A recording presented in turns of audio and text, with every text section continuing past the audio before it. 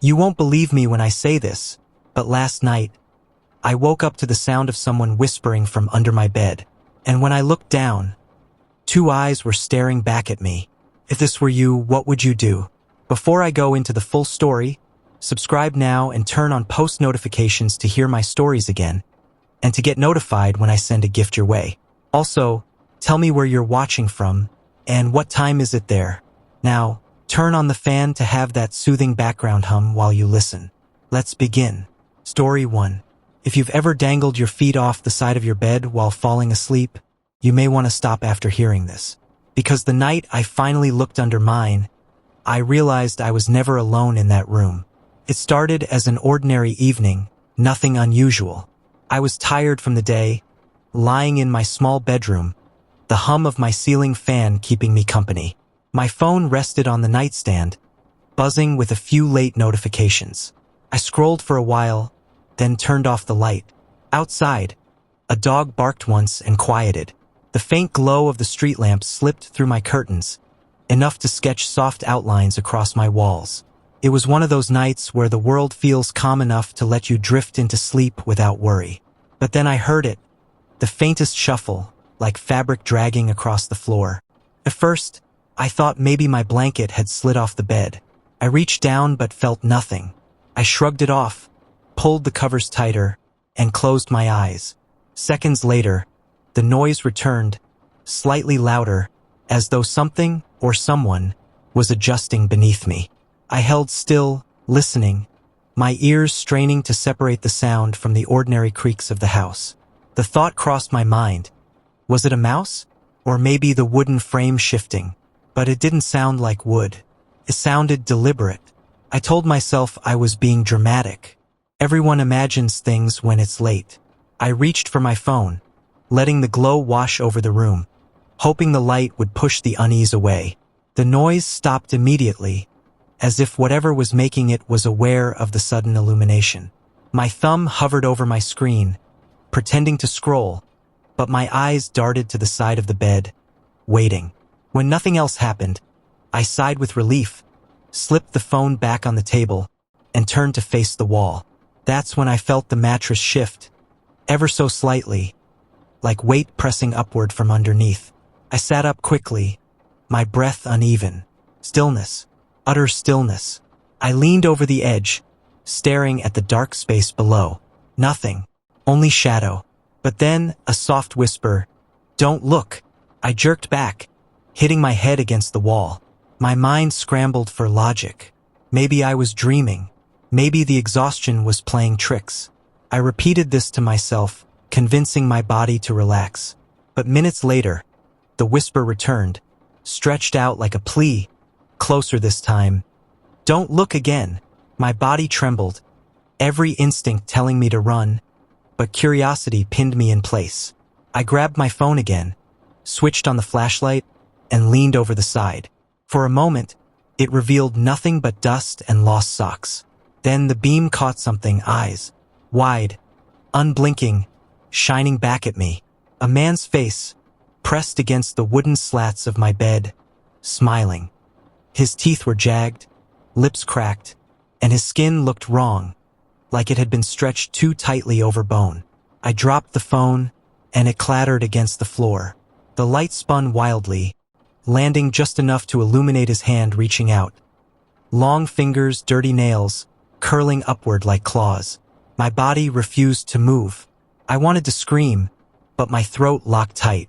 The mattress trembled again as he shifted, his face angling closer to the edge. His lips moved soundlessly now, shaping words I couldn't hear, his stare never blinking. I scrambled back against the headboard, dragging the blanket up as if it could protect me. My phone's light flickered, then went out completely. In the darkness, I could hear him breathing. Slow, heavy, waiting.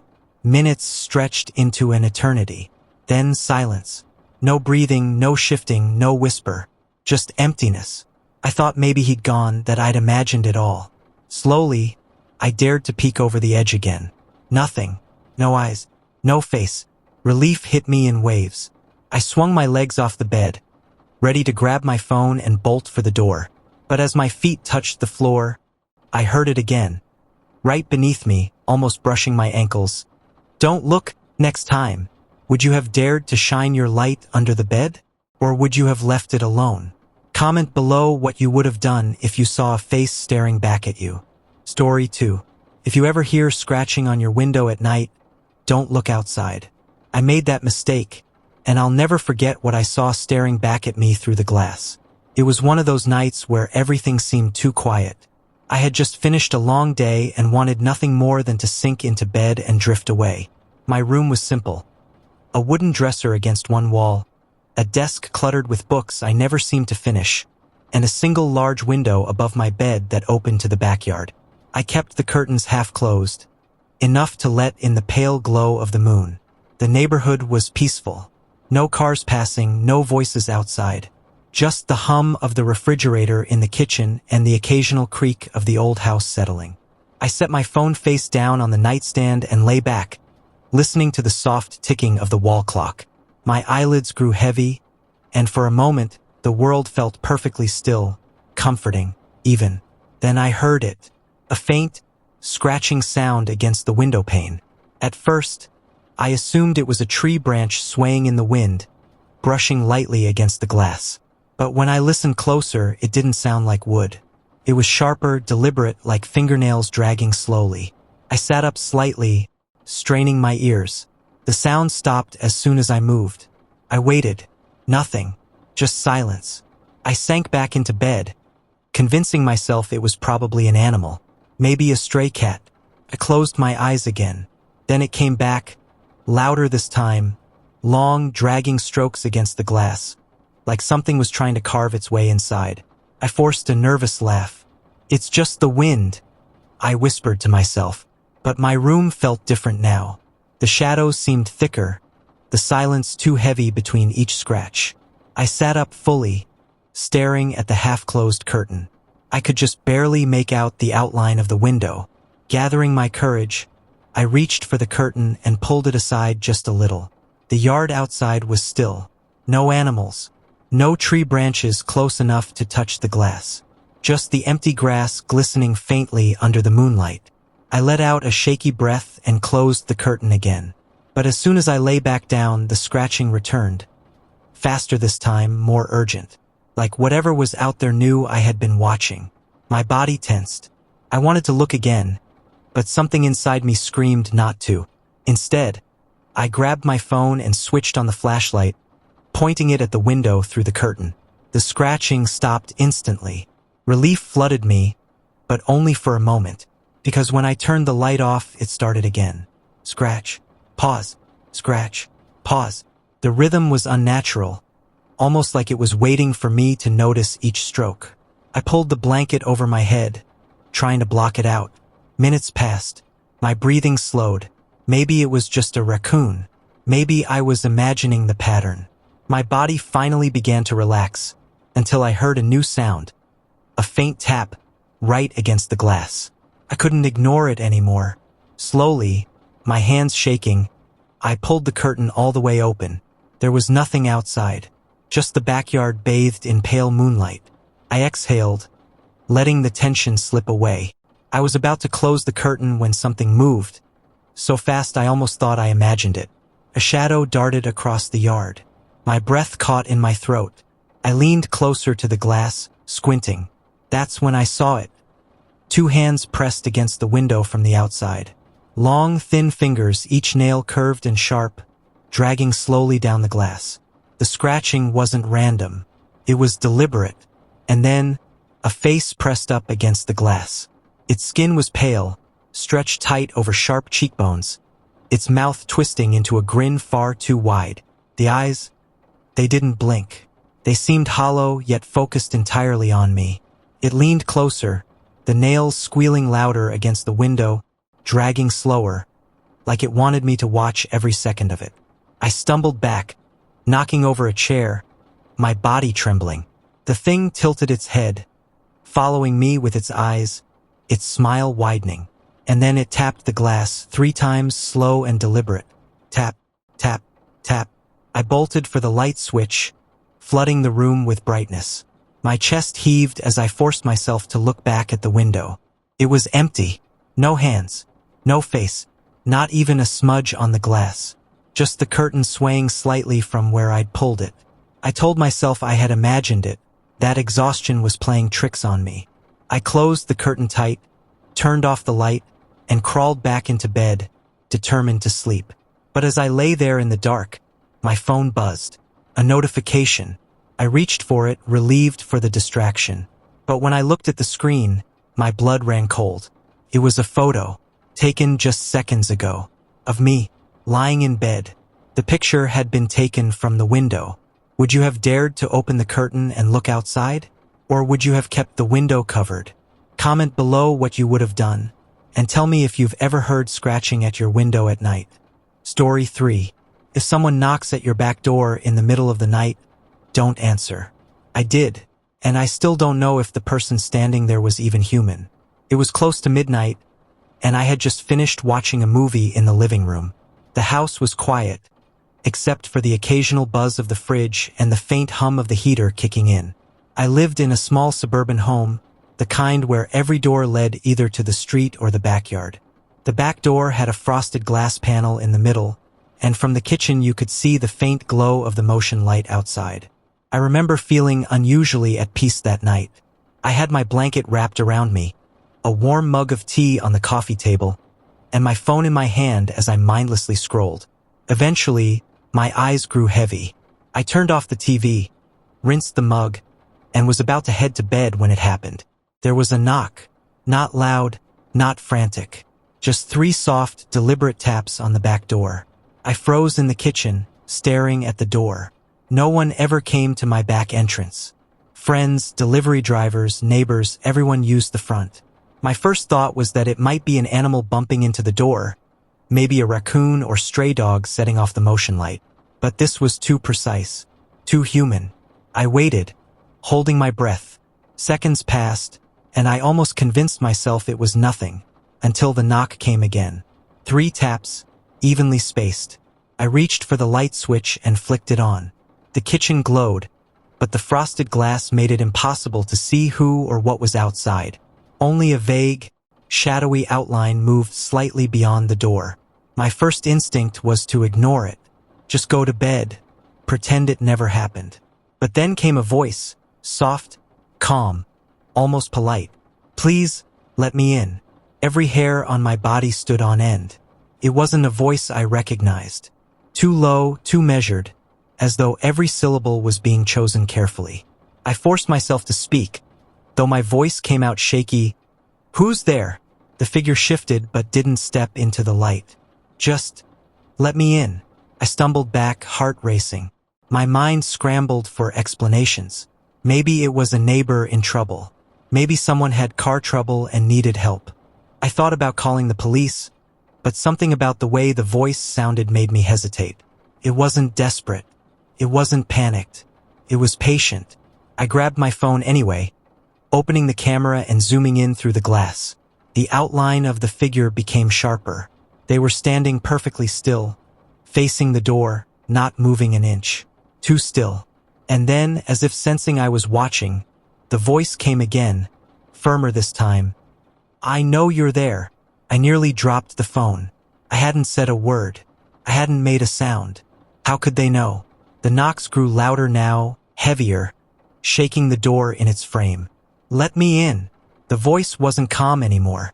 It was commanding, demanding, vibrating with something I couldn't place. I backed toward the living room, every instinct screaming to run.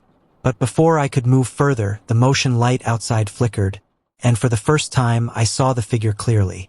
It was tall, impossibly tall, its head nearly reaching the top of the doorframe.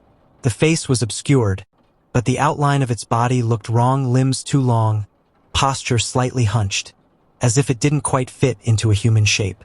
It leaned closer to the frosted glass, and I swear I saw the faintest impression of a grin spreading wide across its face. The knocking stopped. Silence. Then came the sound of the doorknob turning. My body locked in place as the handle jiggled once, twice. It wasn't just testing, it was trying to open the door. The lock rattled, metal scraping against metal. I ran forward and grabbed the handle from the inside, holding it tight. The cold of the metal seeped into my hand as I pressed my weight against the door, praying the lock would hold. On the other side, the voice dropped to a whisper, right against the glass. "You can't keep me out forever." And then nothing. The pressure on the handle stopped. The shadow disappeared. The motion light outside flickered once more, then went dark. I stood there, hands still gripping the doorknob, waiting. Minutes crawled by. No more knocks. No more voice. I finally gathered the courage to look through the small gap of curtain at the window. The backyard was empty.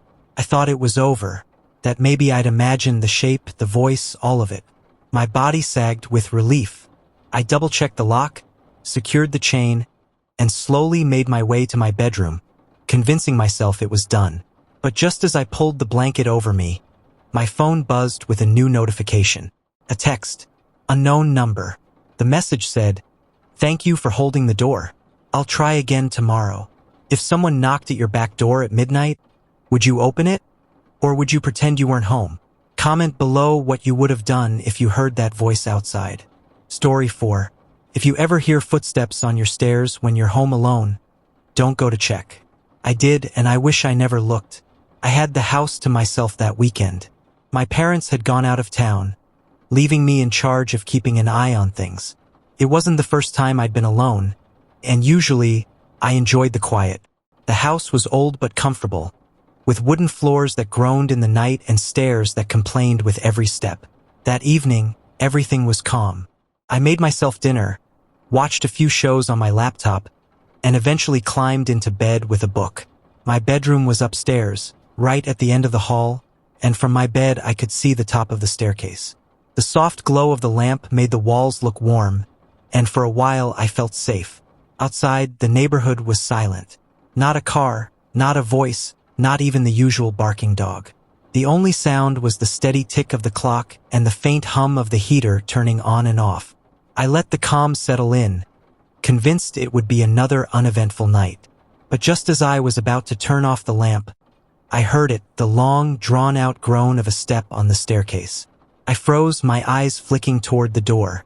It was impossible. I was alone. I hadn't heard the front door open, and all the windows were locked. My heart told me to run, but my brain tried to reason. Maybe the old wood was shifting. It always creaked at night. I waited. A minute passed. Then another step creaked. And another. Each one slow, deliberate, moving upward.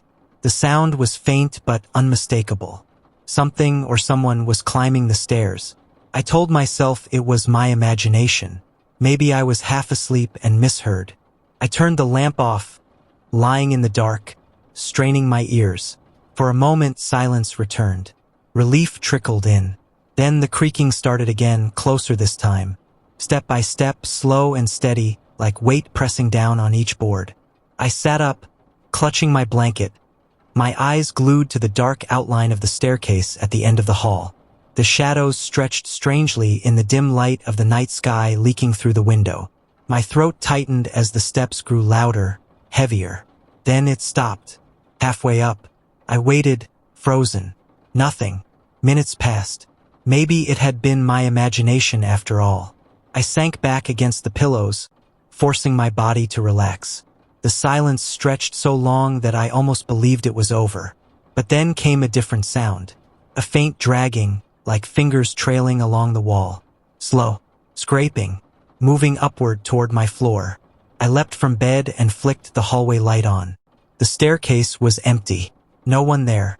Just the wooden steps stretching downward into the darkness. I exhaled sharply, almost laughing at myself. It had to be the house settling. That was all. I left the light on, crawled back into bed, and tried to calm my racing thoughts. Minutes later, the dragging sound came again. This time from right outside my bedroom door. My breath caught as the knob twitched once, then slowly turned. I stumbled out of bed, grabbing the nearest thing I could find, a heavy book from my nightstand, and stared as the handle shifted back and forth. Someone was on the other side. I wanted to scream, but my voice stuck in my throat. Instead, I backed toward the far wall, eyes wide, waiting for the door to burst open. But it didn't. The handle stopped moving. Silence. Then, a whisper, low and distorted, slipped through the crack of the door. "Why are you awake?" I stayed there for what felt like forever. My body pressed against the wall, too scared to move. The whisper didn't come again. The handle didn't turn. Eventually, I forced myself forward, grabbed the door, and yanked it open, ready to run. The hallway was empty. The staircase lay still and silent. I crept down the hall, step by step, my eyes darting in every direction. Nothing. Not a single sound. I checked the front door. It was still locked. Every window was closed. The house looked exactly as it had before. I returned to my room, trying to convince myself it was exhaustion. Maybe a dream I hadn't realized I was still in. I left the hallway light on and pulled the blanket over my head. Sleep eventually dragged me under. When I woke up the next morning, the house was quiet again. Sunlight spilled through the curtains, making everything look harmless. For a moment, I almost forgot the night before. Almost, until I walked down the staircase. Every step had fresh marks along the edge, deep, uneven grooves, like someone had dragged their nails all the way up, one by one, until they reached my door. Would you have dared to open the door when the handle turned? Or would you have stayed hidden under the blanket? Comment below what you would have done if you heard someone whisper outside your room. Story 5. I don't usually leave my phone on at night. The constant buzz of notifications, the glow of the screen, the way it vibrates against the nightstand, it always keeps me from sleeping. But that night, for reasons I still can't explain, I left it on. I remember lying in bed, staring at the ceiling fan spinning lazily overhead. The room was quiet, too quiet. Even the usual hum of cars passing by seemed to fade into nothingness. I was drifting in that strange state between wakefulness and sleep when my phone rang. Not buzzed, not chimed, rang. It startled me, sharp and jarring against the silence. I rolled over, expecting to see a familiar name on the screen, but there was no number, just the word unknown. I frowned, my finger hovering over the screen. At 2:13 a.m., who would be calling me? I considered letting it go to voicemail, but something inside me, a strange pull, like curiosity mixed with dread, made me answer. "Hello," I whispered, my voice barely audible. For a moment, there was nothing, just silence thick and heavy. Then, faintly, like a whisper carried through static, I heard breathing. Slow, ragged, uneven. "Who is this?" I demanded, my voice a little louder now. The breathing stopped. Then came a faint click, and the call ended. I set the phone back on the nightstand, telling myself it was a prank, maybe some drunk dialing a random number. But before I could sink back into my pillow, the phone rang again. Same unknown, same harsh ringtone cutting through the stillness. This time, my hands trembled as I picked it up. "What do you want?" I snapped, trying to sound braver than I felt. There was no answer, just that same heavy breathing, closer now, more deliberate. Then, in a voice that made every hair on my body rise, someone whispered, "I'm watching you." My stomach dropped. My eyes darted around the dark room. The curtains were drawn, but suddenly they didn't feel thick enough. I leapt from the bed, fumbling for the light switch. My fingers finally found it, and the room was flooded with light. Empty. The phone slipped from my hand, landing with a dull thud on the carpet. The call had ended again. I told myself it was a sick joke, someone using a spoofing app to mess with me. Still, I couldn't shake the feeling of being observed, like invisible eyes lingered on me even in the harsh glow of the lamp. I locked the windows, double-checked the door, even pulled a chair under the handle like I'd seen in movies. Satisfied, I crawled back into bed, phone clutched tight in my hand. Minutes ticked by. The silence felt heavier than before. And then, the phone rang. I jumped so hard the device almost slipped from my sweaty grip. My thumb hovered over the red button. Ignore it. Just ignore it. But something compelled me again. I swiped to answer. This time, the voice came immediately. Low, rasping, almost gleeful. "You shouldn't have answered." My mouth went dry. "Who are you?" I demanded, though my voice cracked. The caller chuckled. A sound so cruel and jagged it felt like knives scraping glass. "I told you. I'm watching you." I slammed the call ended, heart hammering, and threw the phone onto the other side of the bed. My chest heaved, every nerve in my body screaming for me to do something. Call the police, call a friend, anything. But when I grabbed the phone again to dial, the screen lit up on its own. The call wasn't incoming. It was already connected. I froze. The timer at the top of the screen showed I was on a call, but I hadn't touched anything. And then I heard it. Not through the speaker. Not faint and distant, but right next to me, breathing. I whipped around, scanning the room, but there was no one. Still, the sound grew louder, like whoever it was had leaned close enough to whisper in my ear. "I'm inside." I dropped the phone like it was burning me. My legs carried me out of bed, across the room, into the hallway. I flipped every light switch I passed, my pulse racing as shadows fled from the sudden brightness. The house was empty. I checked every corner, every closet, even under the bed like a terrified child. Nothing, just silence. Finally, I locked myself in the bathroom, the only room with no windows, and slid down against the cool tile. My phone buzzed again from where I dropped it. I hesitated, my whole body trembling, then forced myself to look. The screen was lit, but this time there was no call. No unknown. Just a message. For words. I liked the lights. The bathroom light flickered. Once, twice, and then went out. Story 6. I've always been a light sleeper. The smallest sound wakes me up. A dripping faucet, the hum of the fridge, even the creak of the wooden frame beneath me. It all drags me out of dreams. That night was no different. I woke up suddenly, my eyes snapping open to the kind of silence that felt too silent. I glanced at the clock on my nightstand. 3:07 a.m. The house was still, wrapped in darkness. Yet I couldn't shake the feeling that something wasn't right. I held my breath, listening. First, I thought it was nothing. Then, faintly, from the kitchen below, I heard it. Footsteps. Slow. Heavy. Measured. I froze. I live alone. Nobody should be in my house. My first instinct was denial. Old houses make noises, right? Pipes groan, wood settles. But this wasn't that. This was distinct. The sound of weight pressing down on floorboards. The sound of someone walking. I sat up slowly, my ears straining. The footsteps paused, as if whoever it was knew I was listening. My chest tightened. I told myself it was a dream, that maybe I hadn't fully woken up. I almost convinced myself until the footsteps started again. This time closer. My phone was on the nightstand. My fingers fumbled for it, nearly knocking it to the floor. I dialed 911, but before I could press call, the sound stopped again. Silence pressed against the walls. And then a new sound, the faint scrape of metal against wood, like a chair being pulled back from the kitchen table. I swung my legs out of bed, my body moving before my brain could catch up. My heart was pounding so hard I thought it might burst through my ribs. I crept to the top of the stairs, phone clutched tight in my hand. The downstairs was pitch black. The streetlight outside barely cast enough glow through the window to outline the edges of the furniture. I leaned forward, straining my eyes. Nothing moved. And then I heard it.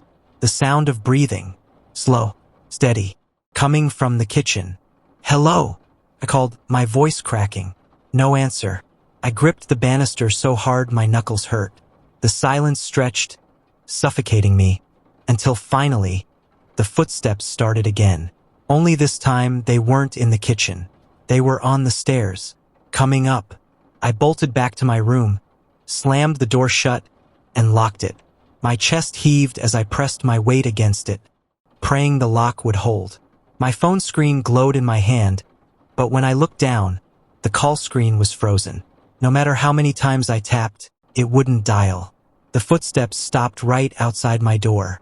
I covered my mouth with my hand, trying to silence my ragged breaths. The doorknob rattled once, twice, then stilled.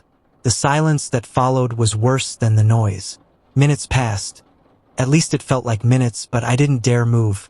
Finally, I gathered the courage to lower myself to the floor and peek under the door. There were feet, bare, pale, motionless. I clamped my hand tighter over my mouth to stifle the scream rising in my throat. The feet didn't move, didn't shift. They just stood there, as though whoever it was knew I was watching. I blinked and they were gone. I waited and waited. The silence grew unbearable. Slowly, I inched backward until my back hit the far wall of the room. My phone finally unlocked itself and I dialed 911. The line connected, but before I could speak, a voice came through. Not the dispatcher. A whisper. "Why did you leave the lights on?" I dropped the phone. My whole body shook as I scrambled for the lamp, flicking it on. Light flooded the room. Nobody was there. I thought I was losing my mind. Maybe it was sleep paralysis. Maybe a dream I hadn't shaken off. I sat on the edge of the bed, rocking, trying to steady myself. The light made me feel safer. But then I heard it again. Footsteps. Not from the stairs this time. Not from the hallway. From inside my room. I spun, and for the briefest second I saw it. A shadow darker than the darkness itself. Standing in the corner where the light didn't quite reach. It didn't move. It didn't speak. But I felt its eyes on me, heavy and unblinking. I blinked, and it was gone. The room was empty again, but the dread never left. I didn't sleep the rest of the night. I didn't even move. I just sat there, every light blazing, waiting for dawn. When the sun finally rose, I thought the terror was over. I convinced myself it had been my imagination, that exhaustion and fear had tricked me. But when I went downstairs to make coffee, I noticed something that froze me where I stood. The kitchen chair. It wasn't pushed under the table anymore. It was pulled out, and on the seat, a single footprint. Bare, pale, motionless. Story 7. I used to think whispers were harmless. You know how sometimes you think you hear your name being called when nobody's around? I always brushed it off as imagination. But now, I can't ignore them anymore. Because one night, the whisper didn't just call my name. It told me to open the door. It was around midnight. I was lying in bed, scrolling aimlessly on my phone, too tired to stay awake but too restless to sleep. The house was quiet, the kind of quiet that makes you notice the smallest sounds. The faint buzz of the phone charger, the ticking of the clock on the wall. I live alone, so silence is something I've grown used to. But that night, I wasn't alone. First, it was faint, like a draft sneaking through a crack in the wall. A soft hiss, almost too low to notice. I muted my phone, and that's when I realized it wasn't just noise. It was a voice. Came from the hallway, right outside my bedroom door. It whispered my name, slowly, drawn out, like whoever it was wanted me to savor every syllable. I told myself I was imagining it. I pulled the blanket over my head, trying to drown it out. But then I heard it again. Louder, closer, right at the door. Open. The word was barely audible, but I felt it crawl across my skin. My body went stiff. I didn't move, didn't breathe. I just listened. The whisper came again, this time longer. Open the door. I gripped the edge of my blanket like it could protect me. My mind raced. Was it a prank? Someone outside? A break-in? I live on the second floor, so the only way up is the front door and stairs. I hadn't heard anything. No forced entry. No footsteps. Just the voice. I reached for my phone, but before I could unlock it, the whisper changed.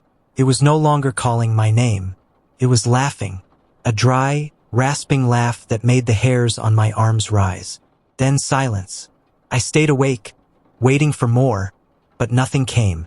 Eventually, exhaustion pulled me under, though it was the kind of restless sleep where your eyes snap open at every creak and shadow.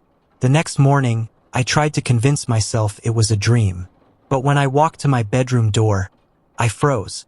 The wood had marks on it, long, thin scratches, as though something had been dragging its nails down the surface all night. I didn't sleep the following night. I sat in bed with every light on, my eyes darting to the door every few seconds. Midnight came and went. Nothing happened. I was starting to think it had all been in my head. And then, at 12:47, it started again. The whisper. This time, it didn't just say my name. It said, "Please let me in." My heart slammed in my chest. The voice was soft but desperate, like a child begging for help. I pressed my ear against the door before I could stop myself. On the other side, the whisper grew clearer. "It's cold out here. Let me in." I stumbled back from the door, shaking my head. No, nobody should be there. Nobody could be there. But the begging continued, each word scraping against my nerves like nails. "Please, please, please." The voice grew louder, more frantic, until it wasn't a whisper anymore but a hoarse chant. I covered my ears, but it didn't help. It was like the voice was inside my head. And then, just as suddenly as it began, it stopped. The silence that followed was worse, pressed in from all sides, thick and suffocating. I waited, terrified, until eventually I worked up the courage to peek under the door. Nothing. No shadows. No movement. Just the empty hallway.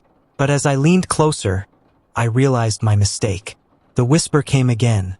So close it was as though lips were pressed to the crack at the bottom of the door. "Thank you." I stumbled back, choking on a scream, but when I looked again, nothing. The door was quiet, the hallway empty. I stayed up until dawn again, lights blazing, trembling with every creak of the house. When the morning came, I almost laughed at myself, almost, until I noticed the scratches. They weren't just on the outside of the door anymore. They were on the inside too. That means whatever whispered wasn't just out there. At some point during the night, it was in my room. I don't know how, I don't know when, but I know this. Every night since, I hear it again. Sometimes begging, sometimes laughing, sometimes just repeating my name over and over. And every morning, the scratches spread further. Last night, I woke up to find the whisper wasn't at the door anymore. It was right beside my bed, whispering into my ear. "Move over." So tell me, if you heard a whisper calling your name at night, would you open the door? Or would you do what I did? Pretend it isn't real, even when you know it is. Story 8. The thing about shadows is that you're not supposed to notice them. They're just shapes cast by light, harmless outlines that move when you move. At least, that's what I always thought, until the night I realized the shadows in my hallway had a life of their own. It was late, maybe close to 1 in the morning. I had fallen asleep on the couch while watching something mindless, the glow of the TV still flickering across the room. When I woke up, the house was silent except for the soft hum of the refrigerator in the kitchen. I rubbed my eyes, grabbed the remote, and turned the TV off. That's when I noticed it. The hallway was darker than usual, not just dim, dark, like the light from the street lamp outside refused to touch it. At first, I thought my eyes were playing tricks on me, adjusting from the TV's brightness. But the longer I stared, the more I realized something was wrong. There was a shadow there, tall one, longer than it should have been. I stood up slowly, blinking, trying to convince myself it was just the outline of the coat rack. But the coat rack had never been that tall, and the coat rack had never leaned forward like it was listening. I froze, my body locked in place. I told myself it was nothing, that I was overtired, that the trick of light could explain it. I reached for the switch on the wall to flood the space with brightness. But before I touched it, the shadow moved. Not away from the light, toward me. I stumbled back, my hand missing the switch. My heart hammered in my ears as I blinked again, and just like that, it was gone. The hallway looked normal, empty, just shadows where they should be. I almost laughed, relieved, almost. I picked up my phone, using the flashlight to guide myself down the hall. Each step felt heavier than the last. The beam of light cut across the walls, steady and bright. But no matter where I aimed it, the shadows didn't behave the way they should. They bent, warped, stretched as if something unseen was controlling them. When I reached my bedroom, I locked the door and tried to sleep. But just as I started to drift off, I opened my eyes again and saw it. The same tall shadow from the hallway, now cast against my wall. The problem was, there was nothing in my room to make it. I sat up, clutching the blanket, telling myself it had to be the light from the street. But then the shadow's arm lifted. Slowly, deliberately, I threw the blanket over my head and didn't move until the sun came up. The next day, I told myself I had imagined it. Stress, lack of sleep, nothing more. But that night, it happened again. The shadow in the hallway was waiting, darker than the rest, taller than the doorframe. This time, I refused to look directly at it. I walked straight to my bedroom, shut the door, and turned on every light I had. At around 3 a.m., I woke up to the sound of shuffling. I told myself it was outside, maybe a raccoon, maybe the neighbors. But when I looked up, I saw movement against the light of my bedside lamp. The shadow was inside my room again. It didn't stay in the corner this time.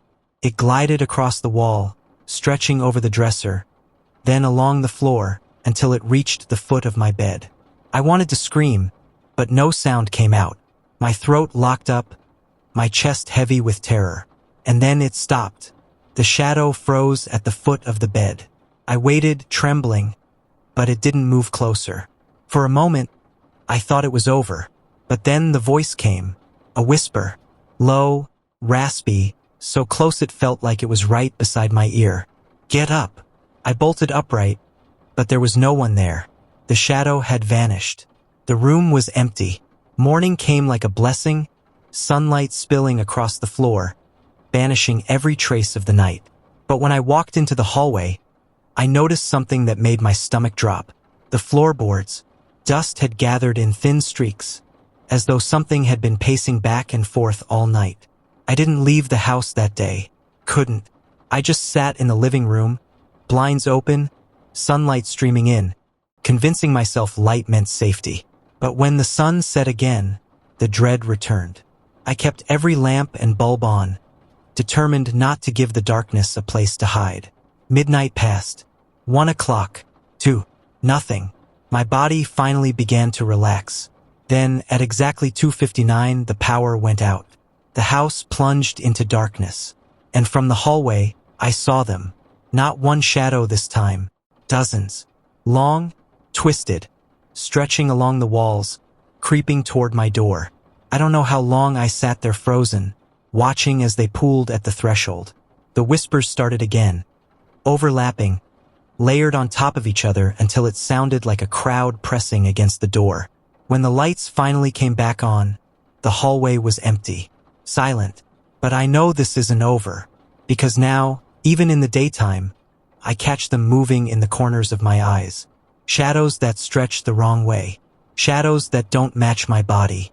And every night, they're back in the hallway, waiting. Tell me, if you saw shadows that moved when you didn't, would you walk toward them? Or would you do what I do? Sit awake, paralyzed, knowing they're only getting closer? Story 9. There's a strange comfort in the hum of an empty office at night. The fluorescent lights buzz faintly. The computers glow with idle screensavers. And the air conditioning clicks on and off in a rhythm that becomes background noise. I often stayed late to finish work, convincing myself that the silence helped me focus. But one night, that silence became unbearable. It started when I realized the office wasn't completely empty. I was hunched over my desk, typing half-heartedly, when a flicker of movement caught my eye in the reflection of the darkened window. I glanced over my shoulder, expecting to see the security guard making his usual rounds. But the hallway was empty, just rows of cubicles and the pale glow of the exit sign at the far end. I told myself it was nothing, just fatigue playing tricks. I returned to my screen, forcing my eyes to stay on the spreadsheet, but a prickling sensation crept up the back of my neck. The kind you feel when someone's watching you. I lifted my head again, slower this time, scanning the office carefully. That's when I saw it. A figure standing at the far end of the cubicles, perfectly still, too far away to make out clearly, but close enough for me to know it wasn't one of my coworkers. The shape was wrong, too tall, too thin, like a shadow stretched beyond its natural proportions. My heart thudded in my chest. I blinked, hoping it would vanish when I opened my eyes again. But when my vision cleared, the figure was closer. 1 row closer, still perfectly still. I shoved my chair back and stood up, my breathing shallow, my ears straining for any sound. The office was silent, but the buzzing of the lights felt louder now, oppressive, as though drowning out something else I wasn't meant to hear. Hello! My voice cracked, small in the cavernous room. No response. The figure didn't move, but I could feel its attention locked on me. My body screamed at me to run, but my legs refused to obey. I was frozen, caught between disbelief and terror.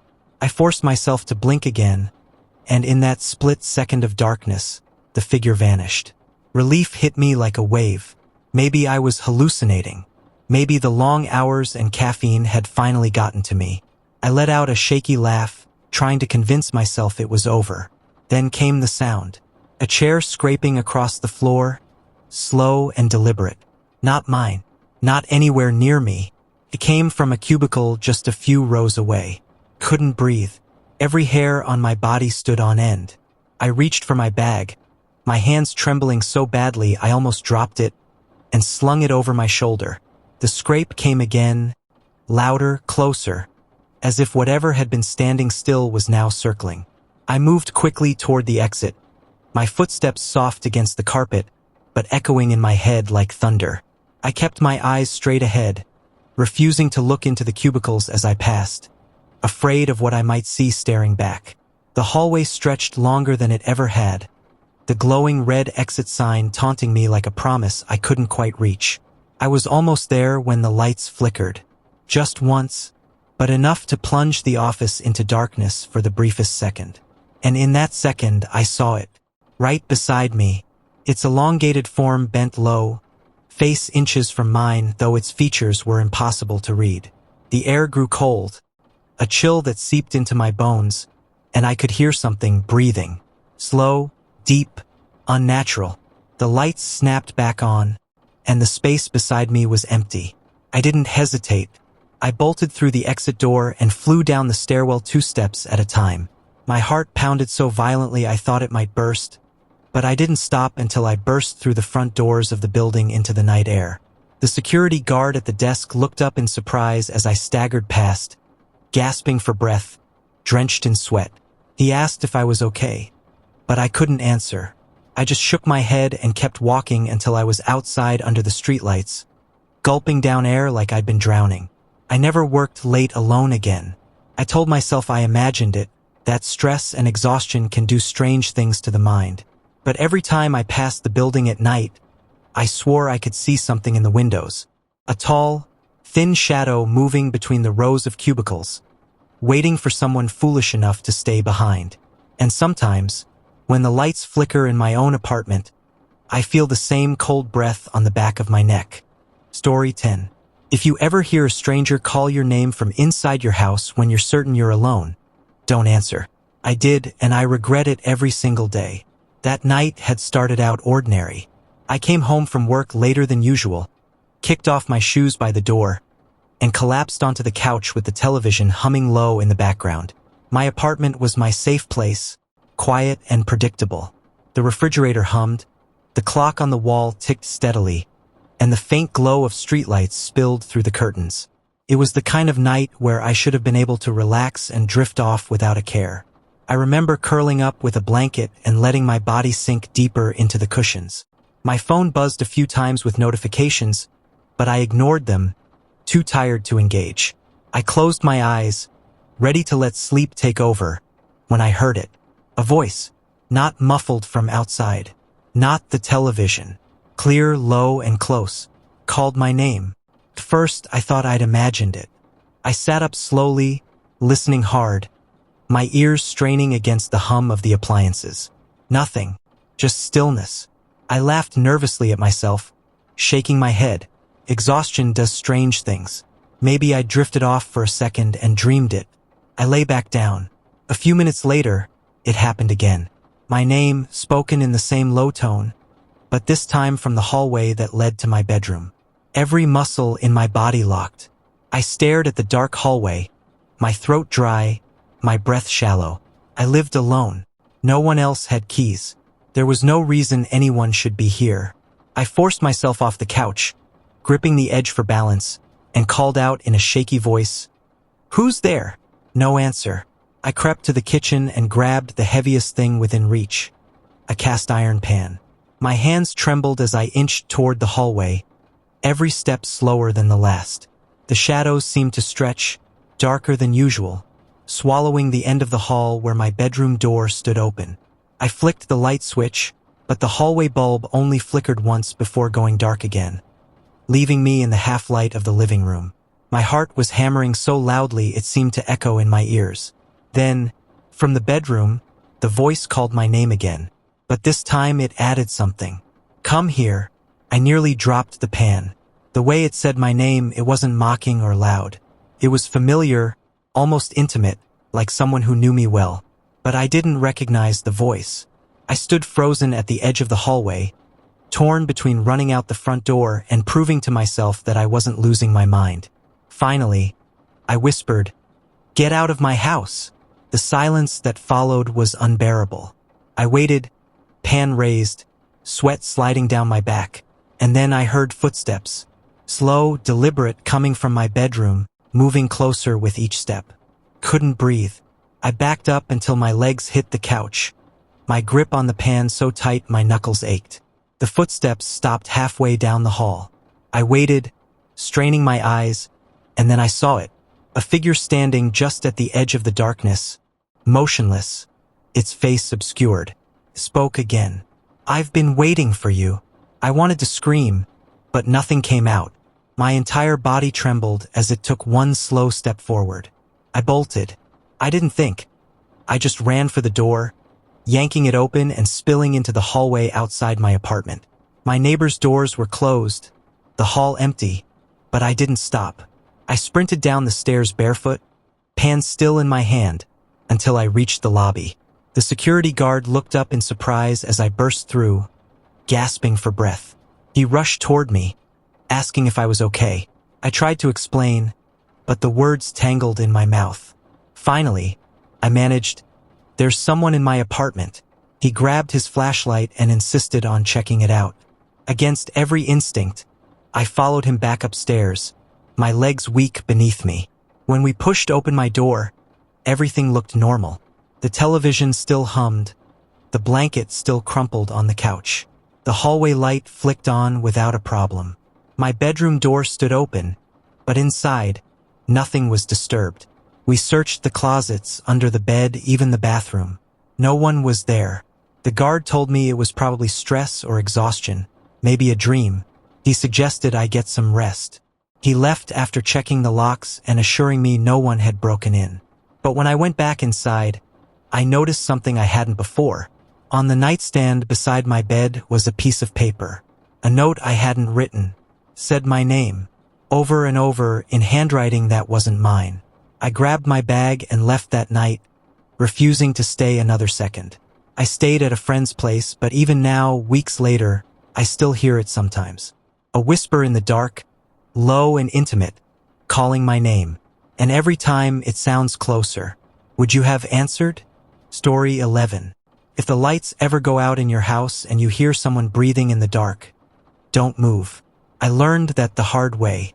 It was one of those nights where everything seemed to go wrong. I'd stayed late at work, got caught in the rain, and trudged home soaked and exhausted. By the time I stepped inside, all I wanted was to shower and collapse into bed. My little apartment was quiet, warm, and familiar, the kind of place I usually felt safe. I towed off my wet shoes, hung my jacket, and flicked on the living room light. The rain drummed steadily on the windows, but inside, things were calm. I could hear the faint whir of the fridge, the occasional rumble of thunder in the distance.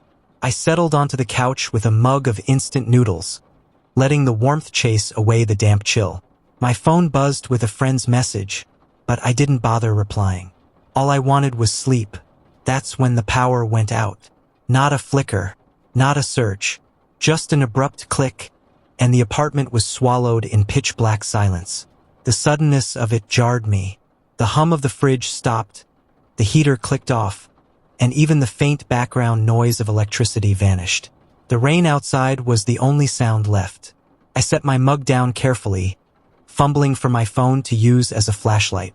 But before I could turn it on, I heard it, breathing, not mine, not the steady, shallow rhythm of someone asleep.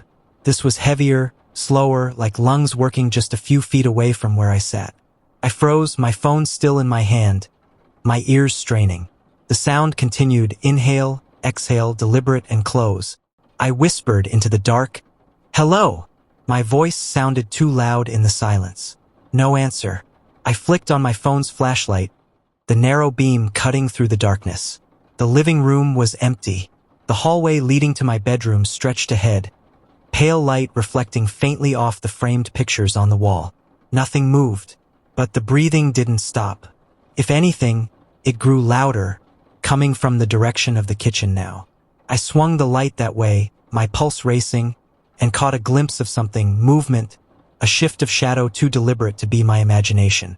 The beam quivered as my hand shook. "Who's there?" Again, no response. Just that sound, steady, mocking, like whoever it was wanted me to know they were there. I forced myself up from the couch, phone held out like a weapon. My bare feet patted softly against the floor as I edged toward the kitchen. The light sliced through the darkness, bouncing off countertops and the empty sink. I leaned around the corner. Nothing. But then the breathing shifted again, this time from the hallway. I spun around, light jerking across the walls. At the end of the hall, just outside my bedroom door, stood a figure. Not moving, not speaking, just standing there, shoulders rising and falling with each breath. The beam caught enough to show me that it was tall, dressed in dark clothing, face obscured by the shadows. My mouth went dry. I wanted to scream, but the sound stuck in my throat. Then, without warning, the phone's flashlight flickered and died. Darkness rushed back in, suffocating, and the breathing grew closer. I stumbled backward, fumbling with my phone, desperately pressing the screen to bring the light back. My fingers slipped, shaking too hard to control. In the pitch black, I could hear footsteps now, slow, dragging, deliberate. They were coming down the hallway toward me. The floor creaked with each step. My panic boiled over, and I turned, running blindly toward the front door. My hand smacked against the wall, searching for the knob, but in the dark everything felt wrong, foreign, like the space had shifted. Behind me, the breathing grew ragged, closer, almost at my shoulder. I finally found the door handle and yanked, pulling the door open so hard it slammed against the wall. I stumbled into the corridor, heart hammering, chest tight. The emergency lights in the hallway glowed faintly red, bathing everything in an otherworldly glow. I looked back at my apartment. The door was wide open, the inside swallowed in black. I expected to see the figure step out after me, but nothing came. I stood there trembling, waiting, listening. The corridor was silent, save for the pounding of rain against the building. After a full minute of staring, I forced myself to close the door. My hands shook so badly it took 3 tries to lock it. I didn't sleep that night. I sat in the hallway under the dim red lights, too afraid to go back inside, too afraid to move. When the power came back on hours later, I finally gathered the courage to return. The apartment looked untouched. Everything was in its place. No footprints, no signs of anyone breaking in. But on the couch, where I'd left my blanket, was something that hadn't been there before. A small slip of paper folded neatly. I opened it with trembling hands. Inside, scrawled in uneven handwriting, were the words, "I like watching you sleep. I don't know how they got in or how they left without a trace. All I know is that every time the power flickers now, I feel that same suffocating dread, as though someone is just waiting for the lights to go out again." Would you have stayed in the dark? Or would you have run too? Story 12. I lived in a quiet suburban neighborhood where nights were supposed to be uneventful, filled with crickets and the distant hum of cars from the highway. My bedroom overlooked the street, and I often found comfort in the glow of the lamppost right outside my window. It was a soft, steady light that painted the sidewalk with a kind of safety. But one night, that safety shattered. I was half asleep when I noticed it.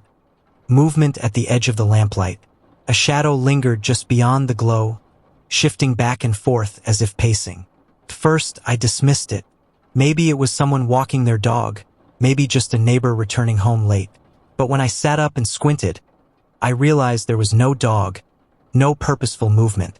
It was just a figure, standing, watching. The way they stood made my skin crawl. Too still, too intentional, as if they wanted me to know they were there. I tried to shake it off. I pulled my blanket tighter, telling myself I was imagining things, that my tired mind was playing tricks. But when I glanced back a few minutes later, the figure was still there, unmoving, fixed like a statue just at the edge of light. The minutes stretched into an eternity. My chest tightened, and I could hear the frantic rhythm of my own heartbeat. Then, as if sensing my growing dread, the figure began to step forward. Slowly, methodically, the light from the lamppost caught its outline, revealing just enough to make me shiver. It wasn't a neighbor. It wasn't anyone I recognized. It was a man in dark clothing, his face obscured by a hood that seemed too heavy for the mild night air. I froze. He wasn't just standing anymore. He was facing my window, facing me. Every instinct screamed at me to close the curtains, to shut him out of sight. But I couldn't move. My body felt glued to the mattress, paralyzed by fear. He didn't wave, didn't gesture, didn't do anything but stare, and yet it felt like a violation, like he was peeling back the walls of my house with his eyes. I thought about calling the police, but how could I explain it? A man standing outside wasn't a crime. Still, something in me knew this was wrong. I finally grabbed my phone, my fingers trembling so hard I could barely unlock the screen. I dialed, but before pressing call, I dared to look up again. The figure was gone. Relief crashed into me so hard I nearly laughed out loud. Maybe it really was nothing. Maybe he was just passing through, and I had overreacted. I dropped the phone onto the bed and forced myself to lie back down, pulling the blanket up to my chin. But then the sound came, a soft, deliberate tap on the glass. My heart stopped. I didn't want to look, didn't want to confirm what I already suspected.